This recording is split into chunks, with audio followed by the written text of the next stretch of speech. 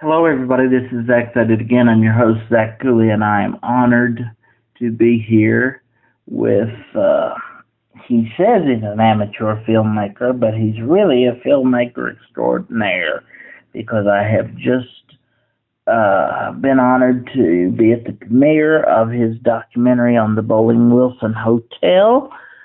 It is an amazing documentary.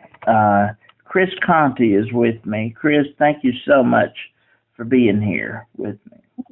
Oh, well, it's a privilege to be here with you, Zach, and I'm very, very humbled by that gracious introduction. Well, I'm very honored to be talking with you. I have always enjoyed working with you from the time I met you when you were working at the front desk of the Bolling Wilson Hotel in 2014. When you graciously arranged for us to stay there. You also gave my wife and me a tour. And as you know, the George Wythe Hotel, as it will always be to me, is very near and dear to my heart because my great-grandparents stayed there on their wedding night, April 9th, 1944. My great-grandfather tragically died 4 months later. He was only 21. He had cancer. My great-grandmother found out she was pregnant with my grandmother the day of his funeral, so none of us ever knew him. So my great-grandpa Ralph was like a fairy tale prince to all of us. Fast forward 70 years, and my daughter has just been born. And my great-grandmother comes to see her, and the last picture she has taken is with her great-great-granddaughter. And then she died on September 2nd, 2014, about 2 months before the hotel opened. She was going to be there at the opening. So every time I go in the Bolling Wilson Hotel, I feel a connection to the great-grandfather I never knew and the great-grandmother that I had almost for 30 years that I miss very much. So your documentary really brought that to life for me. So I want to thank you for that. Oh, goodness. Well, no, the pleasure is all mine. I've heard from a lot of people, very similar, very personal stories like that, and that's one of the things that brings me the most fulfillment from the style of filmmaking that I try to do. I think it's okay learning about history and can be an emotional experience. I think that's one of the things that makes it hit home and that makes it relatable. Well, you've always been very humble and call yourself an amateur filmmaker. Do you feel like you've done enough to upgrade that title now? You've had a premiere at the Millwall. Not many people get that. So do you feel like you can upgrade your title a little bit? Well, perhaps we can drop the amateur. That might be a good point. Maybe we can just describe me as a filmmaker. There you are. Now, growing up in Wytheville and having a fondness for historical buildings in Wytheville, what did it mean to you to have this documentary, which took you 2 years to make, by the way, premiere at the Millwall? The expression I've always thought of when thinking of questions like that has been, I was glad to be able to give the Bolling Wilson Hotel / the George Wythe an historical voice. Because every major town in Virginia has an historic hotel that's somewhat comparable to the George Wythe or the Bolling Wilson, and a lot of them, the majority of them, I would venture to say, have their stories told either in print or some of them in film. And because of that, hotels like the Martha Washington in Abingdon or the Hotel Roanoke are household names in that part of Virginia. Yes.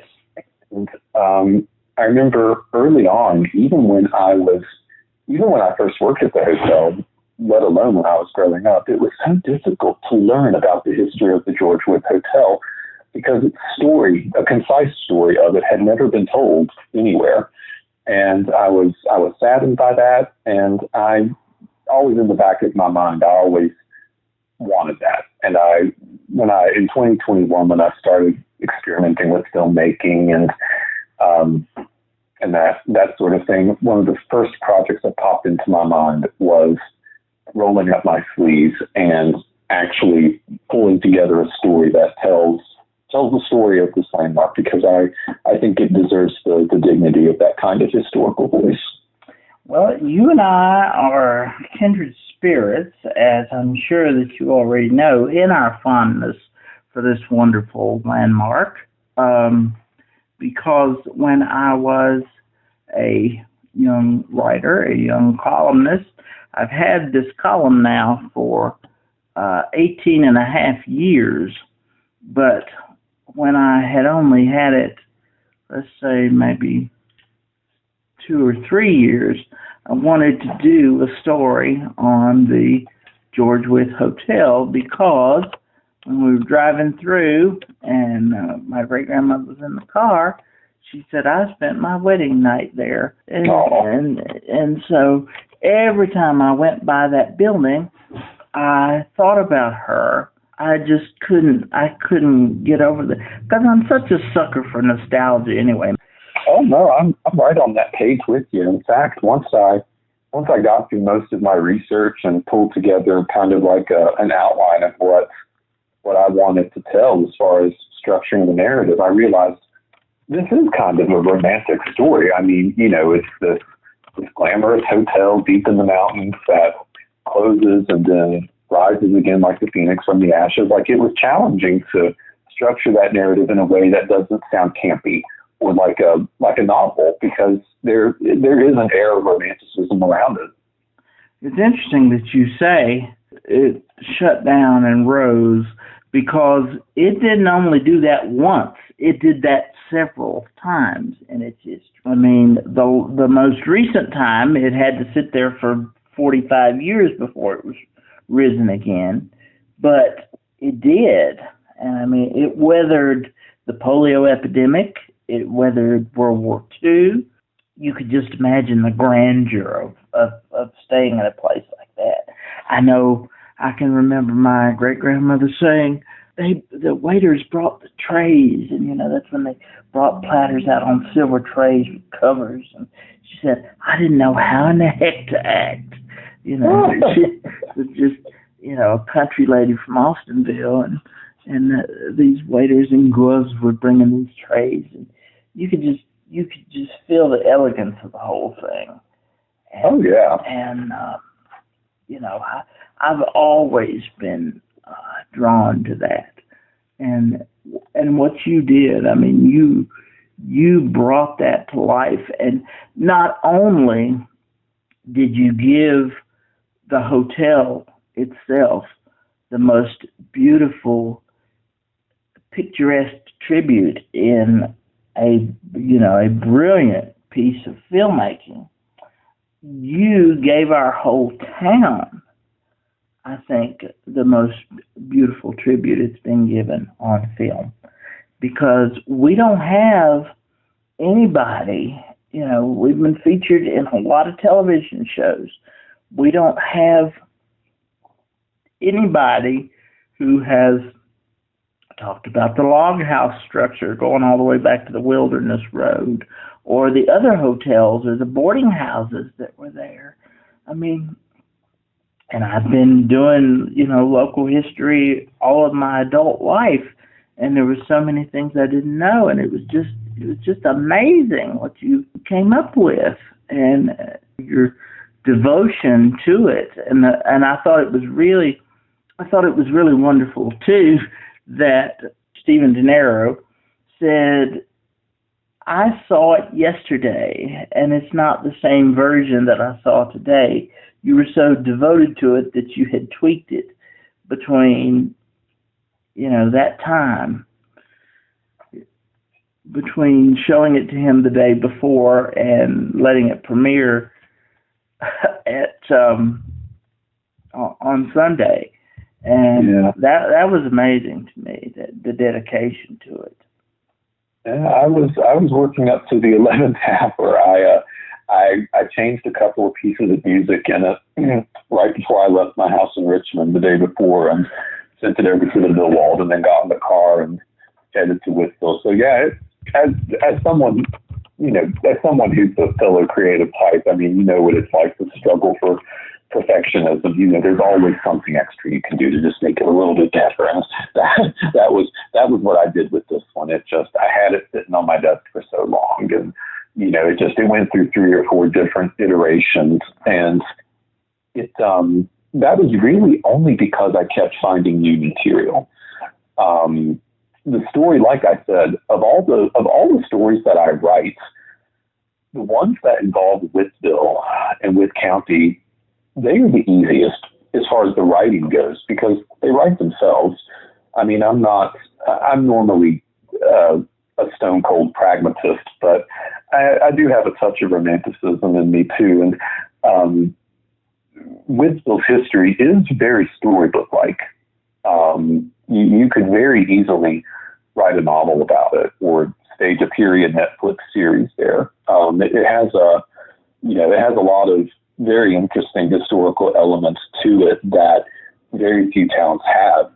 And so whenever I sit down to write for, the Bolling Wilson was the 3rd documentary I've done that's been associated with Whitfield. Whenever I sit down to write any of those, the writing just always flows. It's very easy. It's very natural. The stories, they're themselves. They're just very, kind of romantic. That's the adjective I keep coming back to. It's always been a dream of mine to see the hotel come to fruition. I would love to see the hotel look like it did, as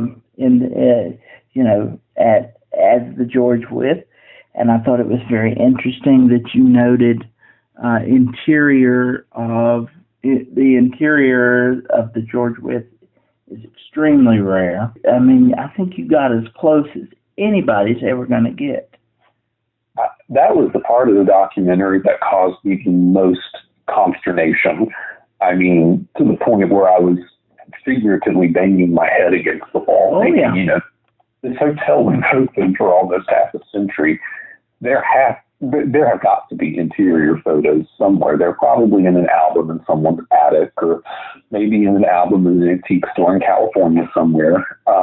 There's got to be some somewhere. And I put my feelers out very, very far. I put out public announcements on Facebook. I asked people, and people did produce photos of the exterior, from their family albums. Yeah, which hasn't changed in 100 years. Exactly. Exactly. So those weren't as useful as the ones from the interior, which I really wanted. And really the only batch that I found was the one interior photo of the lobby, which sort of I superimposed, showing where the seating area in the lobby was, which is in the present day gift shop, and a collection of photos of brides having their wedding receptions in the lobby and the ballroom. Other than that, I came up dry, and that was the one thing that bothered me most. If I hadn't had the blueprints, I wouldn't have been able to tell you anything about it. Which was beautiful, Chris. It was absolutely amazing how you superimposed that, because you put it there so that we could see it. We see the original blueprints. Thank God Bill Smith let you look at those. Because the only, if let's say that all my dreams come true, and I do this book and it sells well, and I get a movie option for it. If I get a movie option for it or a play option for it, I'm going to want it to be as true to I'm going to want to recreate the George Wythe Hotel. And if you ever got to a point to do that, or I ever got to a point to do that, or anybody, they would have to do what you did. And what you did is you put all of us that want to be in that lobby of the George Wythe Hotel, you put us there. You put me there. Well, appreciate that. And that's one thing that I always try to do with my work. My channel's name is Driving Through Time, which is maybe not the most creative name, but the point that I try to do in all my work is I try to take viewers to the places where history happened. I try to superimpose period photos over present day angles, to show you what something looked like. Because when you have the ability to show people something, that makes them understand. And that's the one thing that I've really just try to keep at the core of my work is showing people history. You said what it's like being the creative type, and there's always more you can do. I do know, and I also know that you're never, if you're a perfectionist, like as you seem to be, you're never quite satisfied. So were you satisfied with the end product? I was. Okay. Yeah, I set out what I achieved. I achieved what I set out to do from the beginning. I gave the Bolling Wilson or George Wythe an historical voice. It's in a medium that can be shared with people. It shows them history, and it sets out all the 3 or 4 primary things I wanted to do. And since I did that, I can say that I'm satisfied. I could spend the rest of my life dwelling on that and constantly adding to it. But at the end of the day, I wanted to get the story put out there, and I wanted to give the hotel a voice. I've done that, so I'm pleased. And you've done that in a way that nobody else has ever done, not only for the hotel, but for the entire town. And you've done that in a way that nobody else has ever done. And I dare say nobody will ever do anything like that again. What you have done is absolutely unprecedented. And I hope that my review brought that home, because I could not express that enough. Oh, no, your review was very flattering, and of course, excellent writing as always. One of the things I wish I could have done a little bit more expressly in the documentary is I wish I would have taken another minute or two to really emphasize the connection that Edith Bolling Wilson had with Wytheville throughout her whole life. I know there are some people, and I know someone years ago, this was when the hotel first opened. I don't remember who said this, but every time I think about it, it makes me laugh a little bit. The woman said, "Oh, now there's a museum named after Edith Bolling Wilson. Now there's a hotel named after her. Pretty soon, Wytheville's going to become Disneyland for Edith Bolling Wilson." and I kind of laughed about that, but I have to say that I think the praise that her legacy gets is meaningful, and I think it's deserved, because even though she left Wytheville at the age of 23 and never lived there again, she still maintained a connection to Wytheville. She came back several times to bury her parents there. She buried a sister there, I believe, at least one sister that I know of off the top of my head. She maintained a connection with childhood friends. In fact, on her last visit to Wytheville in 1960, right before she died, there is photographic evidence of her visiting a friend who lived on Withers Road. That's amazing. Yeah, Edith herself barely being able to walk at that point because her legs were so swollen. She still made it was still important enough to her to go see a friend that she kept in touch with for all her life.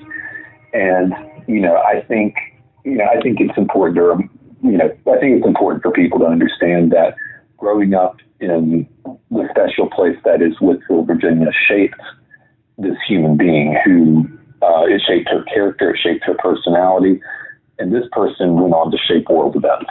And I think that's worth celebrating, and I think that by celebrating her legacy, that builds a tourism industry in Wytheville, which feeds into the local economy, which in turn makes it easy and practical to celebrate and preserve other historic landmarks. I've always thought of Wytheville, and again, just to bring this full circle, I don't think of celebrating Edith Bolling Wilson in Wytheville as making it Edith Bolling Wilson Disneyland, is that one commentary put it years.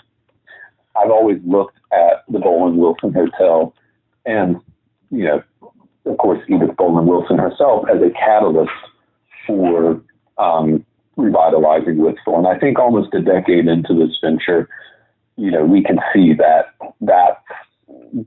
worked. That's working.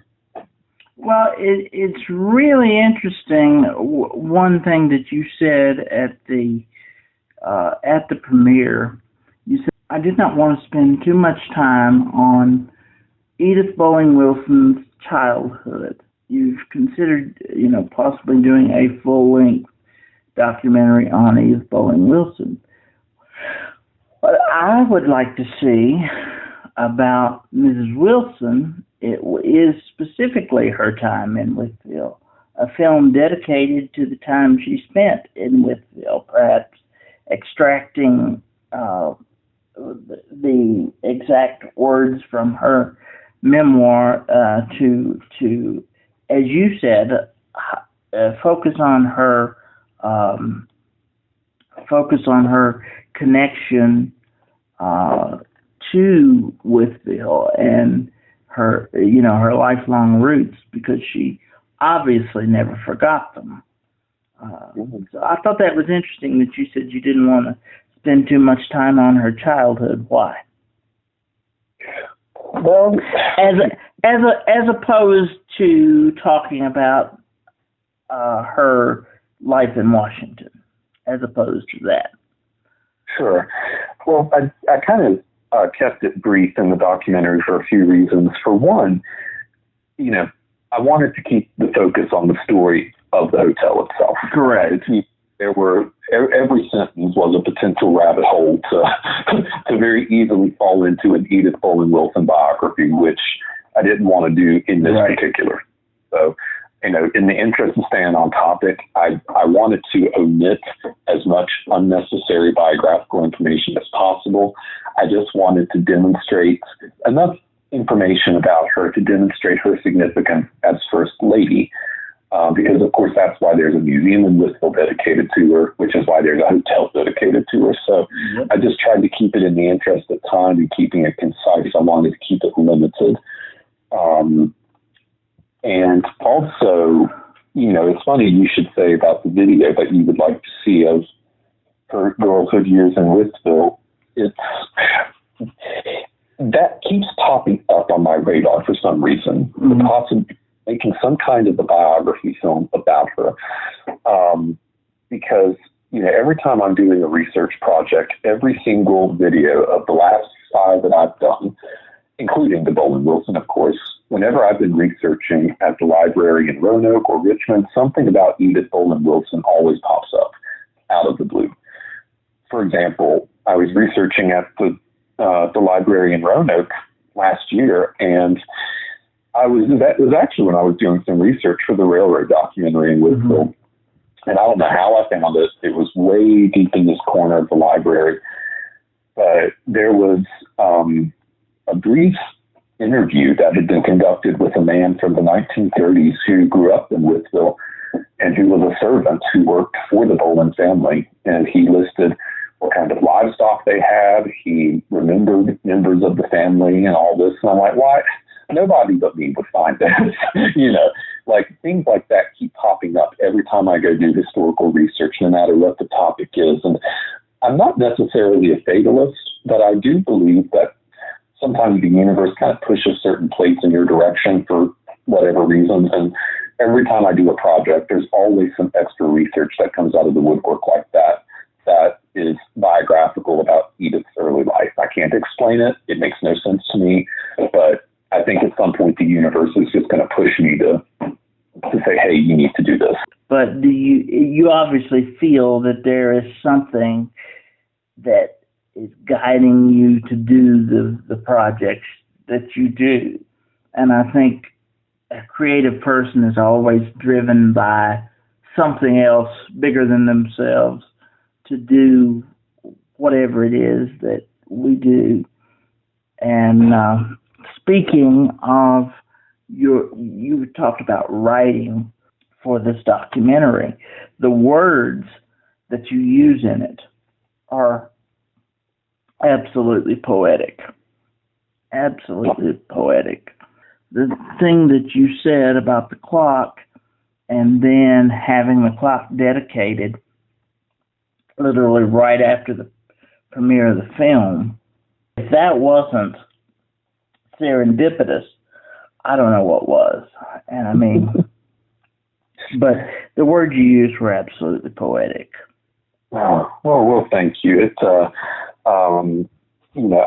took me a while to find my particular style of narration that I use. The first feature length or full lengthy film that I ever made, I made it a few years ago, and I remember hearing it play back, and it was just so dry, and I thought, oh gosh, it's like I'm sitting through a lecture in college again. This is boring. I can't make it through this. And I experimented with my voice a little bit over microphone, experimenting with sort of timbres and pitch and writing styles, and I ultimately landed on a style that, where it's okay to be a little poetic, a little emotive sometimes. It's that draws people in, and with the clock thing, that's very much what I wanted to do. I mean, clocks show up a lot in my work anyway. They're another recurring theme that you see in my films. But, I felt that the clock, it reminded me of the clock from that film, The Curious Case of Benjamin Button. I don't know if you've ever seen it. I know of it. I have not seen the film, but I know of what you're talking about. The premise is at the beginning, there's a clock that, ticks, and at the end, the clock shows up again. And I won't give any spoilers away, even though that movie's half as old as we are now. But I saw the clock in the lobby of the Bolling Wilson, and I asked Aaron because it obviously is very conspicuous. There's some kind of story to it, but at the time I didn't know anything about it, and I mulled it over for a couple days, and I thought, here it is. Here is, and I'm sure there's a specific adjective that describes the kind of literary tool that is, but this is what we can use to tell the story, because it's been here for pretty much all of the George Wythe life. For whenever there's been a hotel here, there's almost always been this clock here. And, so you had the focus of your documentary on the clock before you knew the clock was going to be dedicated that day. Yes, I did not know the clock was going to be dedicated until the week before. Wow. See what I'm talking about? Serendipity, the way it lines up. I'm a sucker for things like that. And